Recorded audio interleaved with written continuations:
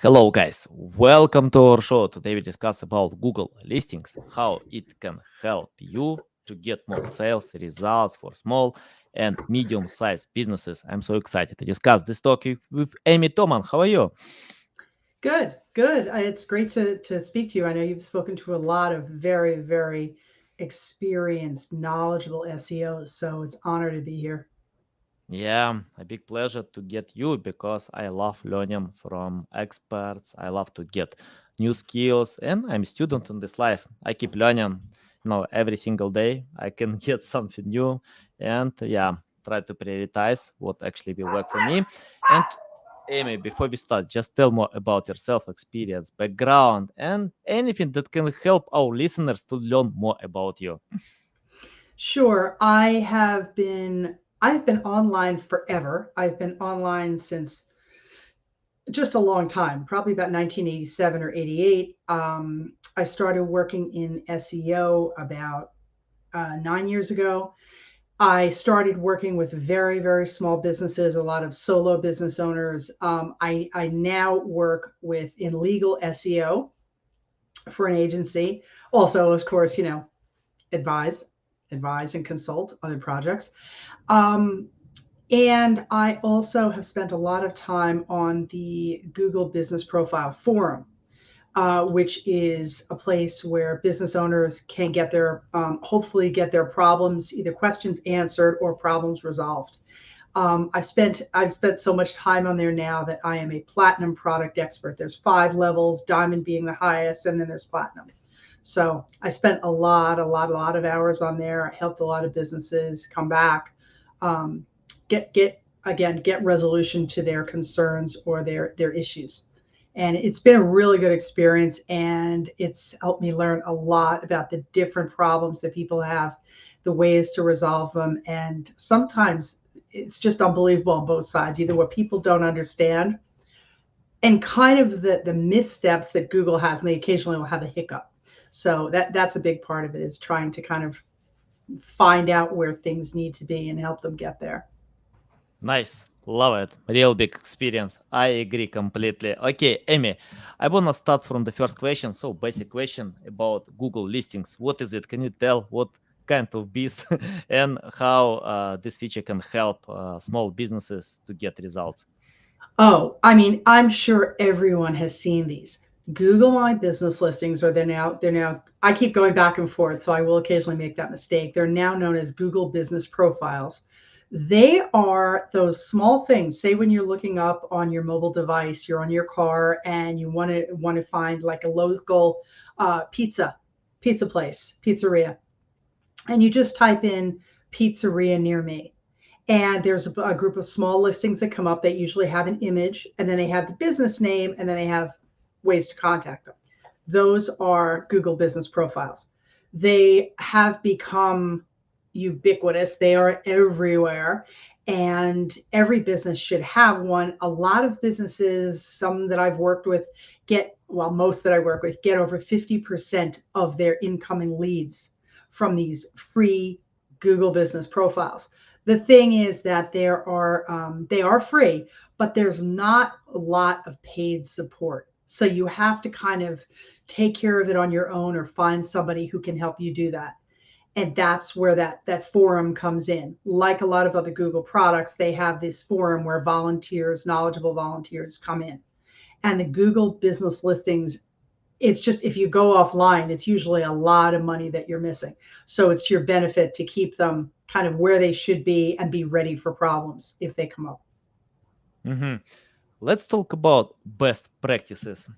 I usually avoid best practices because I know each case is different. From my experience, it's better not to use them. I love learning interesting ideas how someone can get results, but of course, it's better to personalize experience and go ahead with your unique selling proposition, with your strong side. Anyway, can you list best practices for Google listings, what webmasters can do today, and your tips how to do it faster, better, and provide a high quality job? Yes, I know this from kind of minding them for our business. business I work for, as well as helping individuals out, both sides of it. Best practices in general are just sticking to the rules and anticipating problems. So when you set the listing up, you should be using the title, the listing, the business name that is on your paperwork. Do not add your services, do not add your location unless they are in your business paperwork. So you start with that. And as I said, I mentioned business paperwork. Make sure that when you set your Google listing up, you have supporting documentation so that if a problem does arise, you can present that paperwork to Google so that they understand that you are a legitimate business. And oh, look, here is proof of your business name and your location. So that's the first thing. Use the information that you have that's legit, that's based on your paperwork. Addresses can be hard for people to kind of work with. And what you want to do is you want to use the address that is on your paperwork, but you want to make sure that if you need to, for your address to show, you can either have it show or not show. If it shows, which in some cases people say you get a little better of a result than if your address doesn't show. But here are the rules. If your address shows, you have to have permanent signage. And it has to be a legit address.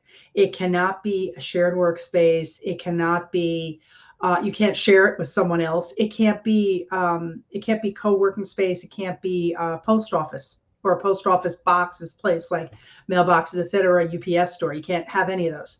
It has to be a bricks and mortar space that you control. Hint, hint. It cannot be one that say that your people who work for you. It can't be your employee's home either. It has to be one that you fully control. Again, make sure that you have that in the paperwork. And when you are using your home or another area that does not have your address, that does not have permanent signage, there's a little toggle that you would turn off so that your address does not show. Because if it does show, then you can get suspended for that. So that's, the address and the listing title are the two biggest elements. And then pretty much you can kind of go with the rest of it in terms of your address, your URL. That's going to be fairly the same as your website. Nothing special on that. Most of the other elements are fairly consistent with what you would have. There's not really a lot of adjustment on that. And the biggest thing I always tell people is just make sure that you have paperwork that backs up what you put on there. If you say you're at a certain address, make sure that's on your paperwork. If you say this is your business title, make sure it's on there. Sometimes what people will do is they will find that they would like to put their service in their title. You can't do that unless you have, like I said, paperwork to support it and a website, things like that. But there's no reason you shouldn't do it. Just go to, wherever you register your business. In the US, it's usually your state for your LLC or a DBA. In Australia, I think it's the ABN. I know there are some in Canada as well, and most countries have that. So just get it changed at that level, then get it changed on your utility bill and your rent or your insurance or whatever, and then change it to that title. There's no one saying you can't have this information in your title. You just have to have paperwork to back it up. So that's best practices, is pretty much always have proof that what you're putting on there is legit for your business. Interesting. So we need to have these papers for Google, to verify our location. I will say, let me just tell you one thing. You don't need, I always tell people, anybody can get a Google listing. But not everybody can keep a Google listing, because Google's not going to ask you for that paperwork. When it comes into play is if you get suspended. When you get suspended, the less time that you spend offline, the better, because again, this is money that you're losing. So that's why I always tell people, before you get started, make sure you have that paperwork in hand or you know where to get it, because you don't have to have it for Google, but you have to have it if you get suspended to get your listing back. Yeah, gotcha. Okay, let's talk, for example, plumbing. Yeah, if someone can provide high quality services with plumbing, and customers don't need to have the office, they don't need your location, they need someone who can come to their homes to fix, sync everything. So, what this I don't want to call them freelancers. Okay, people who can work in different places need to if they provide services in specific location. Yes, those usually services businesses they refer to, I think. And Mhm, so they would not have their address show. But other than that, everything is pretty much this. Well, they would not have their address show. One other thing is cool is that when your address does not show, what then happens is when your address does show, the building or the space that you listed, whatever's there, that shows. When you do not show your address, which again, you should not if you don't have people come to you, like you said, a services business, a mhm, service business, then you don't want it to show. But what Google does instead of showing the address, showing the building, what it does is it shows a service area map, which is mhm, really good for people because like if you know that somebody if you need to have somebody come to your house, if you can see from the Google listing whether you're in their service area or not, that is going to save you a little bit of time doing research. So just remember that when you do a service area, or if you're going to take off your address, and a lot of people do it for reasons for their individual reasons, personal reasons, just make sure that you enter your service area. The thing to remember about service area is two things. First of all, um, Google it when you enter that service area, that doesn't mean that Google's going to recommend you in those areas. I mean, it often does, but it doesn't always. And the other thing is the service areas that you enter need to stay under 2 hours from your location. So I had somebody the other day on the somewhere asking a question. I think it may have been Reddit. And when they said they don't know why they had some marketing issue, and I mhm. said, "You extended your service area out 300 miles?" And he said, "Yeah, and I'm not getting recommended for that." And I was like, "Okay, first of all, I was saying this is the rule, and I always quote a source because Google is pretty good, not always, but pretty good about putting this stuff out there." And I said, "And just remember two things. First of all, it's supposed to be within 2 hours driving distance. Also, they're only going to recommend you in, I don't know, 2 miles, 5 miles, 10 miles from where you're located. So if you want anything more than that, you have to do other things."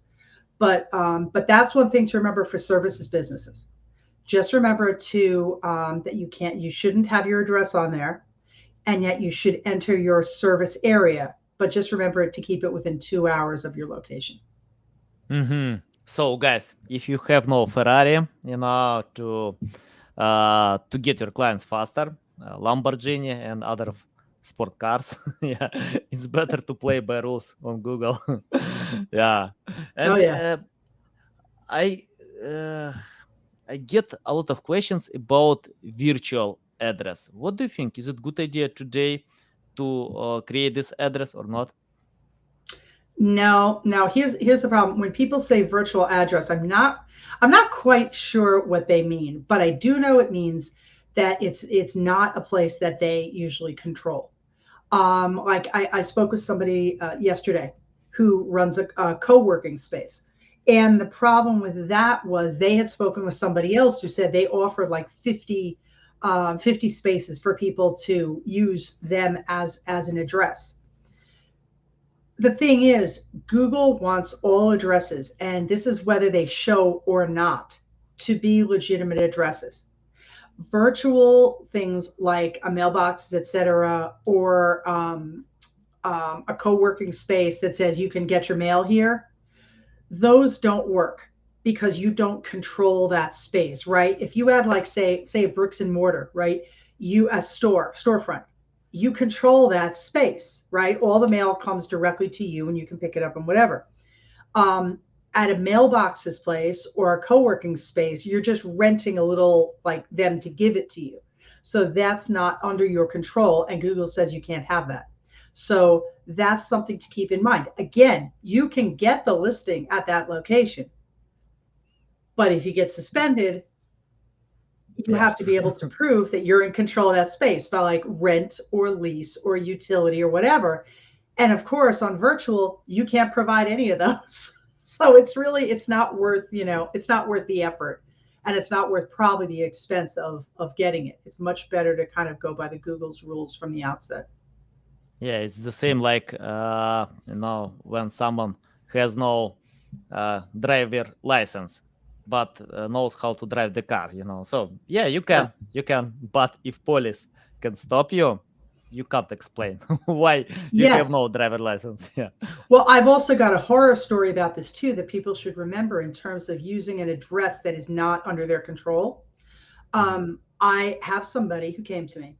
She purchased for a service business. She purchased a certain area. Well, it was a city, but she lives 45 minutes south. Her listing was suspended for her just kind of making too many edits in a short period of time. It wasn't anything awful. But the problem was she was using a mailboxes store to get her mail. So to get her listing back, she had to change her address to everywhere her paperwork was, which is at her house.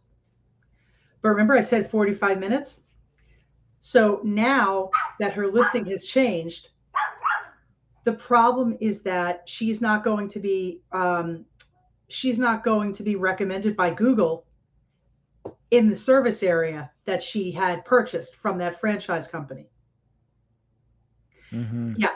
So I said to her, the best thing you could do is just rent an office in that area. She's like, oh, I can't do that. And I said, well, I don't know what to tell you, because Google recommends you around the area where you have registered your business, your Google listing and your business. So if you want something that is, again, distant, you have to make sure, basically you're not going to get it unless you just kind of market heavily. You do paid ads, you do some other things, optimize your website for it. But that's the thing. It's when people don't often realize that when they're using an address that is not within Google's guidelines and they get called on it, they have to use a different address. They're no longer going to be recommended in that same area. So that's, again, something that you need to prepare for going forward. Make sure you have everything outlined at the outset. Yeah, valuable. You mentioned that suspended Google listing. What about Google business profile? So if Google listing is suspended, we still have Google business profile or not? No, it's when I say that, I meant Google business profile. When the Google business profile is suspended. And sometimes, depending on how serious it is, it will sometimes still be shown. But other times they will take it completely offline. So again, the faster you can get your information into Google, the one thing I will say in terms of suspensions, don't ever approach it as though Google is wrong. What you need to do is you need to approach it. I know they may be, and that's totally fine. I mean, it happens a lot of times. Oops, Google made a mistake. Now they fixed it. But what you need to do is start out with saying, instead of what did I do wrong? You have to look at your listing, try to see if there's anything that is either wrong or Google could think is wrong. And then again, find your paperwork. I'm big on paperwork, but that's because it really does help you get your listing back where it should be. So never reply to a suspension notice by saying, I fixed everything. Everything is fine. And then leaving it at that. Always, always, always submit paperwork to prove the information on your listing is legit. That's I have yet to hear somebody say that they got it back just by saying my listing is fine. It's almost always my listing is fine and here's my paperwork to prove it. So that's something for everybody to keep in mind if you do get suspended. Yeah, valuable. Okay, can you tell the impact of Google listings to local SEO search rankings? What do you think? How it can help? Yeah.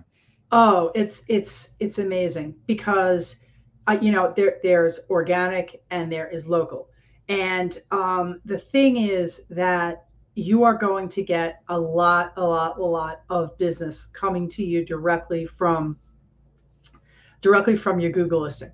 You will get some from your website, and they work hand in hand. Your Google listing will help get traffic into your website just inherently because there's a link to it. There's probably several links to it if you're good.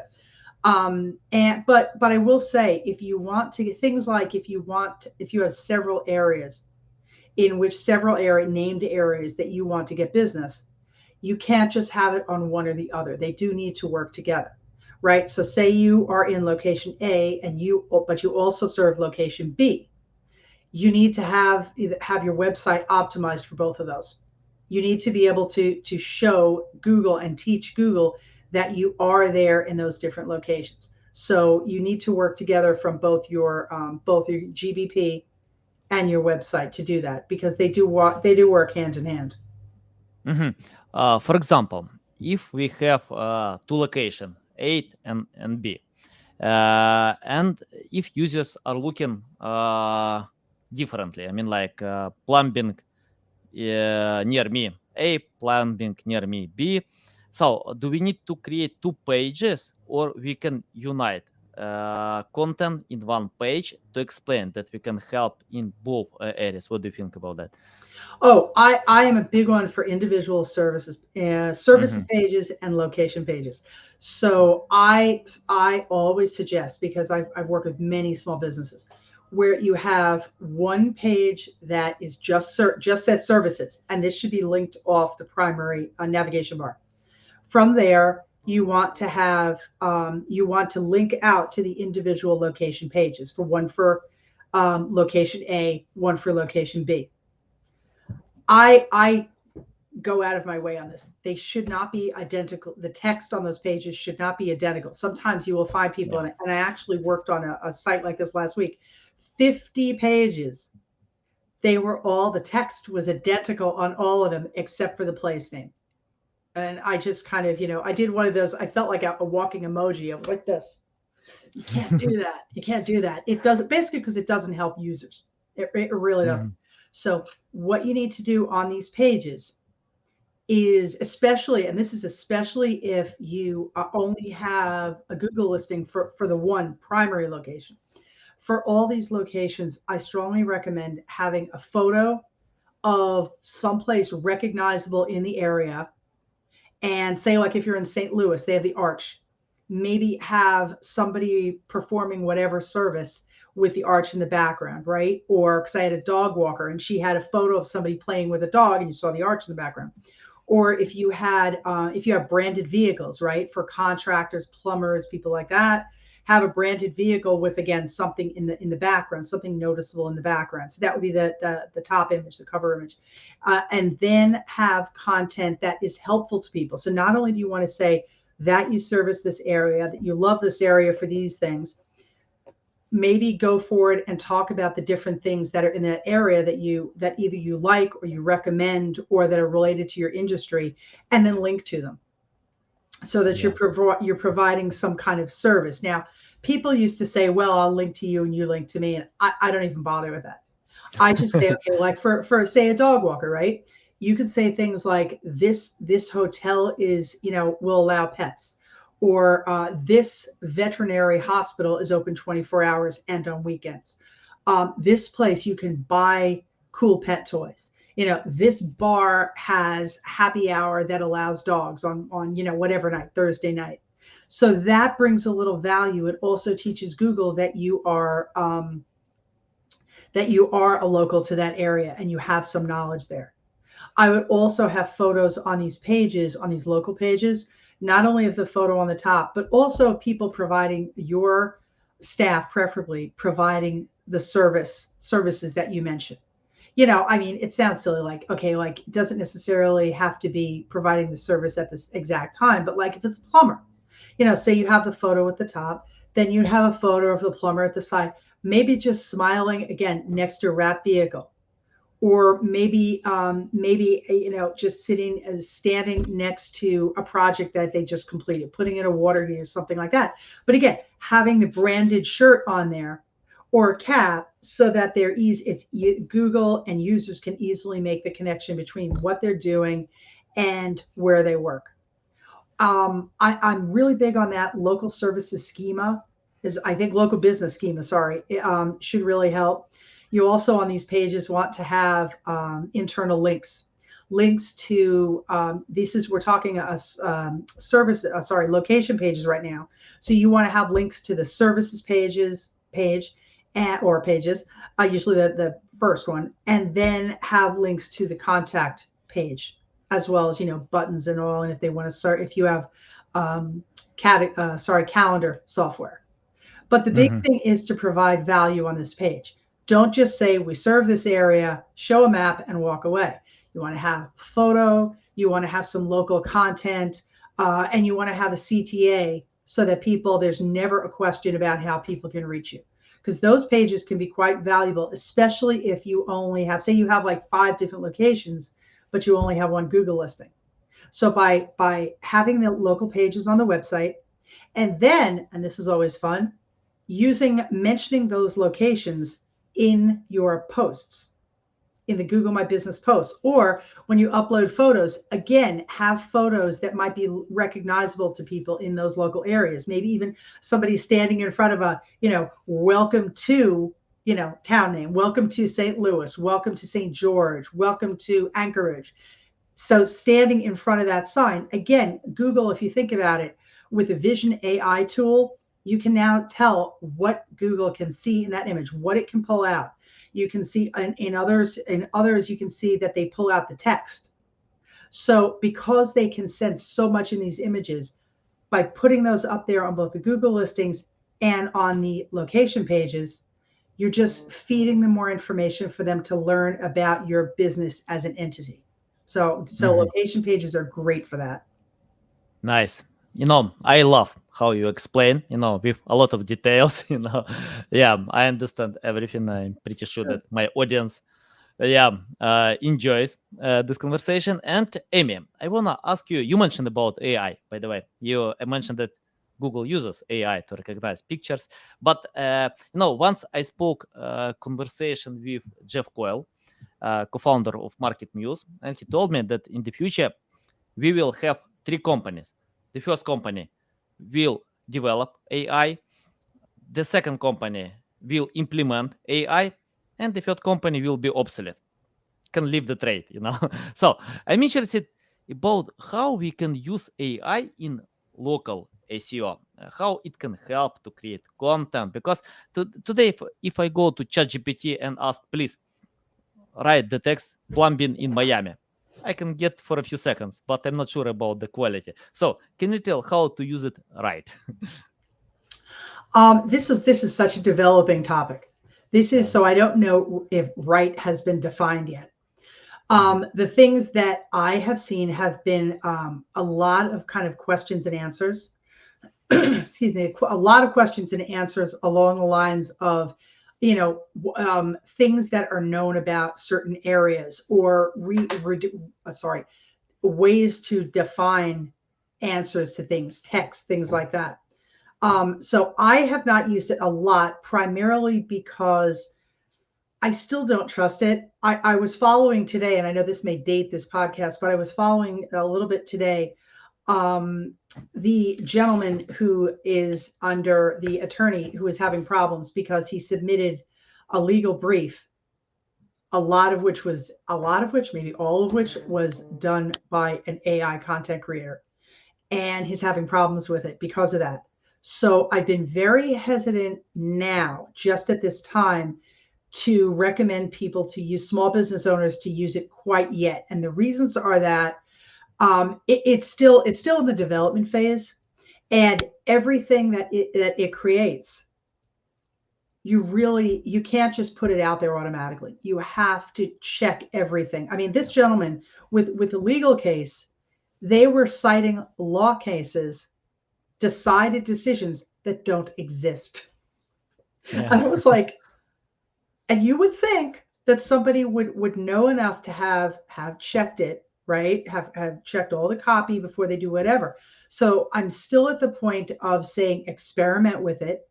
if the information that it creates helps you with your producing content, definitely go for it. I would never do an entire page. I would do sections, and I would be exceptionally specific and keep prompting until you get the response that you think is best for the content that you're going to produce.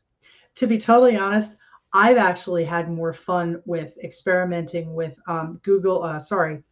Bing's AI image creator, Yeah. Yeah. because Love it. those, I think right now, I mean, quite frankly, I don't think you're judged as much by your images as you are by your text.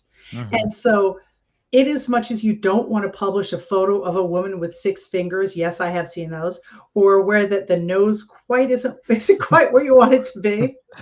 I think you can forgive those a little bit more than you can on content. So I don't have an answer right now as to how to use it for local and use it the right way, because I think that's all in development right now, and we're all trying to figure that out at this point. The only thing I would say is, if you choose to do it, experiment a little, keep prompting it, refining it until you get the answer that you would think is appropriate, and always fact check. Don't put anything out there without fact checking it. Nice. Yeah, I agree. 12 years ago, when I started my digital journey, I hired a team of copywriters who wrote about anything. I gave them topics: weight loss, plumbing Miami, finance, everything. They wrote, Google ranked. But things change many times. Google fired this team. Okay, I fired this team, sorry, but Google helped me, to do it. So, I like that. yeah. And today I cooperate with experience. I mean, like with specialists who have experience. For example, we pay attention to crypto investing, finance topics, and we cooperate with specialists who can write for Forbes, Bloomberg, Investopedia, because I don't know another way how to get results. AI can help, but AI can't decide everything. It's just Prob- not there yet. And like, yeah, we place I work, we have the content department is superb. What the information they pump out is correct. It's well organized, it's well formatted, it flows beautifully, it comes up in featured snippets. It's just a really, generally a really good read on the different topics. Anything from the regular kind of standard pages that you need to have, to blog topics. And I still don't think that AI content creation is quite there. I think it's getting there. And remember, AI content is based on what's already been put out there.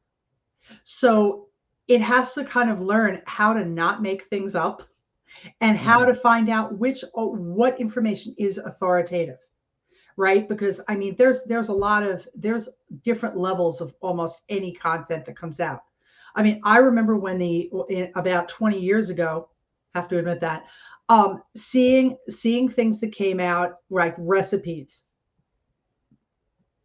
They were not very good, and you could tell that they yeah, weren't always tested really well. And now you don't see that as much, because Google has learned not to recommend those, and people have learned that they just don't want to waste the time on that. So that's what I'm saying. I think there's going to be some good development coming out over the years, but I don't think it's going to be right now. And content department like ours are not going anywhere, or like yours. If they're specialized and they know what they're doing, they're not going away. yeah. Nice. Amy, I wanna ask you about something that I always do. About failing, mistakes. I made a lot of mistakes. I keep doing them. Because I don't know another way how to learn. And for example, I think everyone starts from generic strategies, best practices. Then we can fail, understand how it works, to adapt and go ahead. And I love, for example, to start something new. I remember when I started PR. I failed all the time with writing press releases, pitching them. Then I learned how it works, hired the right specialist, And today we got mentions on Forbes, CNN, many other great websites because of knowing the process. Can you list mistakes that companies still do in local SEO and your tips how to find another way? Wow, that's a really really good question. Wow. Um, I think the first thing is to be real. Mhm, On your website, it's always better to have to stay away from stock images. mhm, You want to have images that show your business, show your people. Yes, I know you will say, you know what, I have high turnover. Well, first of all, don't have high staff turnover, but it's still okay. Okay, fine. Say somebody leaves. Well, then just get someone else, you know? But you should really, that's the first thing, is just to be legitimate. Show photos of your people showing, like, providing services.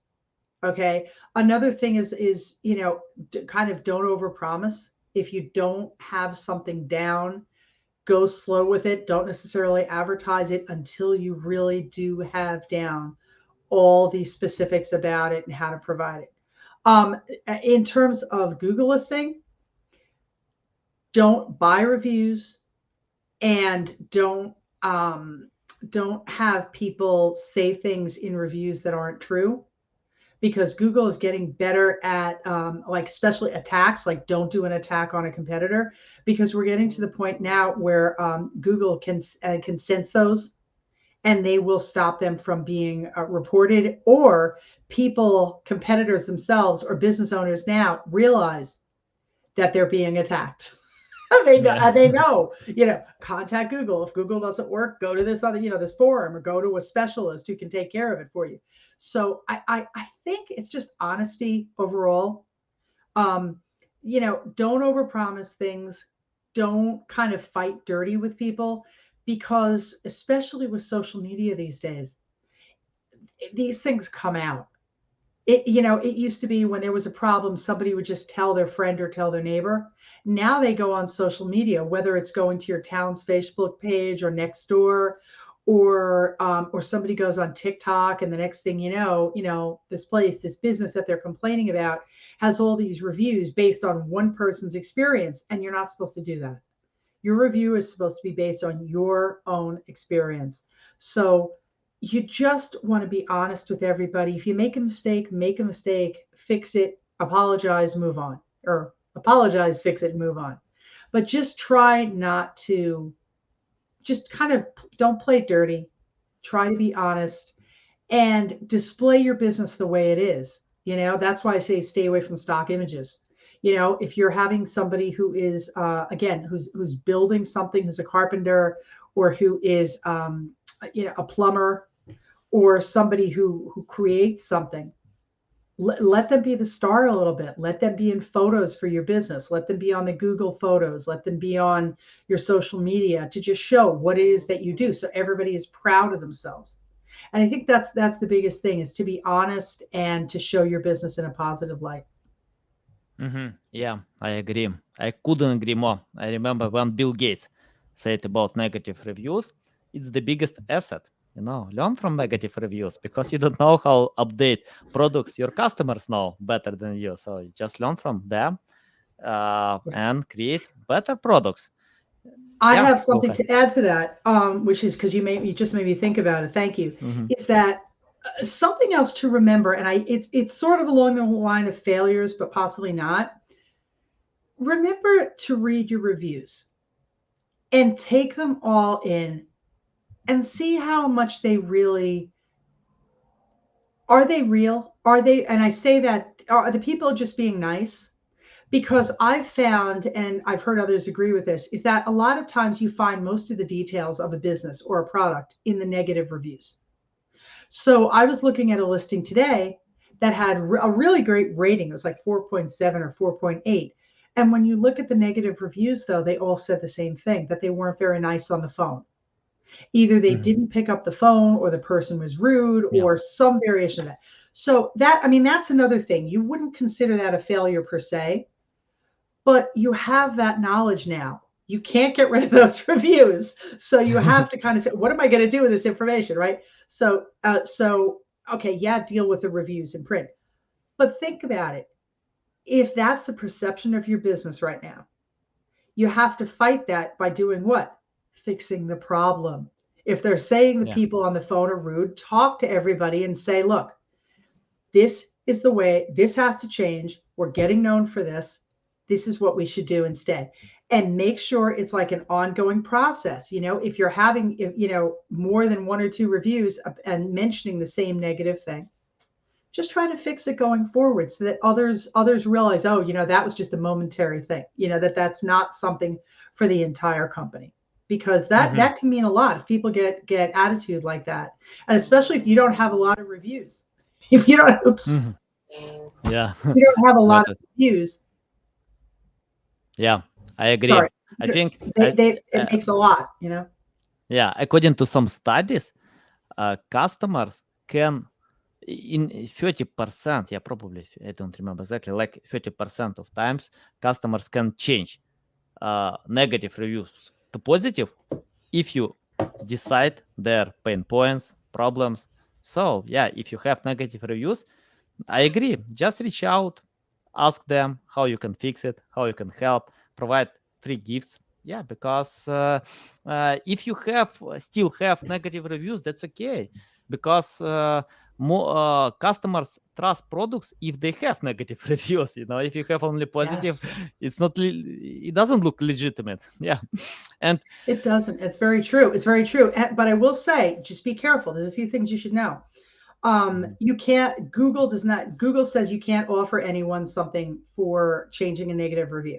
Just they've actually tried that in their paperwork. yeah, So if somebody says, I was offered this to change my review, and they can prove it, that doesn't look good for the business. But yeah, people will change their review if you can talk to them and say, look, we have fixed the problem. Would you try again with us? We would love to see if your perception changes. That's definitely a good idea. yeah, I agree. Amy, and I have final question. According to your experience, it's interesting that we usually get high results with customers who understand SEO. If they don't, I usually tell them, take my course, learn from Lily Ray, uh, Jeff Coyle, Mike Phillips, Chelsea Alves, many great experts. Uh, Go to Google, YouTube. It doesn't matter what kind of content you choose, just learn, understand the basic.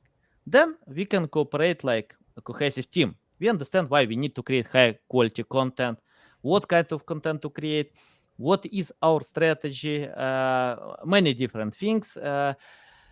Let's imagine you started today from scratch without any experience, knowledge, skills. It's your first day in SEO. What will you do today to learn more about SEO? Wow, really good question. The first thing I would do is build my own website, which I did. Mhm. Build your own website. If it's the first day at a job, hopefully you've already done that and you've done a little bit of coding and a little bit of SEO learning yourself. Learning what the different terms mean, learning what does and what does not work, things like that. There's a really good site, and I want to say it's Aleda Solis, called learningseo.io, and it is really, really well packed. If you look at it, the last time I looked at it, it was just this really, really long, well Mhm. laid out, can't think of it. It's like a flow chart. And it talks about, okay, if you want to learn this topic, and then there's 3 prongs and 2 prongs and 4 prongs, really, really complete information on all different aspects of SEO. So I would start with that. I would also I would start following people on Twitter, which I found to be the one source of just so much information. Mhm. Follow people who you think are like, Barry is very good. He's at Rusty Brick, at Rusty Brick. Mhm. Barry Schwartz. He's very good. He has up to the minute changes, news, anything that happens. Lily Ray, you mentioned, is very good. There are Glenn Gabe is very good. John Mueller, even though he's not on there as much. There are a lot of people to start with. who you should just go on there, and if you see somebody quote someone else, grab it, start following them. It's one of the ways that I learned ever so much. And it really does help you, kind of sort through the dross, because I think there are a lot of paid groups that are out there that are helpful. But when you first start out, you just need the basic information. And so for that, like I said, I would go learningseo.io, and then I would go on to Twitter, starting with at Rusty Brick. And he also does Search Engine Roundtable. And I would subscribe to that and get that every day. Plus, he does a video roundup on Fridays. Lovely man, and he's really in the middle. He doesn't take sides. He claims he's not an SEO, but he's been doing this, I don't know, over like 10 or 15 years. And he's just really, really good. Like I said, he doesn't take sides. He just kind of reports what the update has been and what this one says about it or what that one says about it. So that's what I would do. I would subscribe there and just start taking it all in, putting it into action, and seeing what works, it doesn't, and changing and being flexible all the time. Nice. Great advice. Love it. Amy, it's a big pleasure to get on the show, to learn from you. I love this experience, to get new skills. Tell our audience the best way how to keep learning from you, how to follow you, how to reach out to you. Beautiful. Thank you. I'm on Twitter. Sorry, I'm at Twitter at Bubbles Up. Yes, that's like Bubbles Up. And I'm also, if anybody wants to contact me directly, I also offer Google Business Profile Action Plans, where I go over I tell people if they have suspendable elements, and I tell them how to optimize for their business type. And I also do SEO audits. They're mostly content. They're not as much on the technical side, but I do both. And but you can reach me at either on Twitter at Bubbles Up, or at my email, Amy, AMY, at amtdigitalmarketing.com. So Amy at amtdigitalmarketing. I've got to shorten that. But also, Nice. like I said, at Bubbles Up. Okay, guys, you can find the links to Twitter, LinkedIn, and website in the description below. Listen us on Apple, Google, Spotify. Thanks again for your time. Love it. So fun, so valuable. You lead me to an emergency room. I need to spend time to consume all this information and think how I can use in my projects. Thanks, guys, a lot for listening and watching us.